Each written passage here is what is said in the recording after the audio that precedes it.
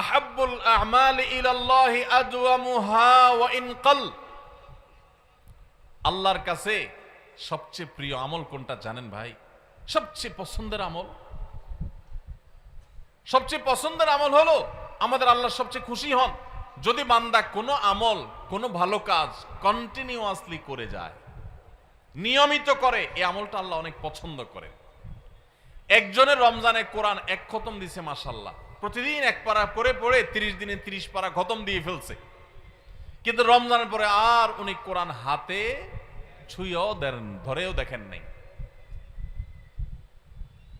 আরেকজন রমজান ভরে কোরআন খতম দিতে পারেন নাই, প্রতিদিন পড়ছে, মাশাআল্লাহ 2-5 পৃষ্ঠা করে পড়ছে। রমজানের পরেও সে কোরআন পড়ছে, হয়তো রমজানের মতো এত বেশি পড়তে পারে নাই, রমজান ইবাদতের মাস হিসাবে একটু বেশি পড়বে, এটাই স্বাভাবিক। রমজানের পরেও পড়ছে, পরিমাণে ততটা না হোক, অল্প হলেও পড়ছে, 10 আয়াত 5 আয়াত করে পড়ছে, আধা পৃষ্ঠা করে পড়ছে, সারা বছরই একটু একটু করে হলেও পড়ছে। এই পড়াটা আল্লাহর কাছে বেশি প্রিয় রমজানে এক খতম কেন 5 খতম দেওয়ার চাইতে। কথা বুঝেন নাই? একজনে একসাথে অনেক টাকা দান করে দিছে, আর জীবনে কোনো খোঁজ খবর নেই নাই। এই দানের সওয়াব আছে, মর্যাদা আছে, ঠিক আছে, কিন্তু যে নিয়মিত একটু একটু করে দান করে, হয়তো এক সময় বেশি দেয়, আরেক সময় কম দেয়, সব সময় একরকম দিতে পারে না। রমজানে একটু বেশি দান করছে, কিন্তু রমজানের পরে একটু একটু হলেও রমজানের দানের ধারাটা ধরে রাখছে।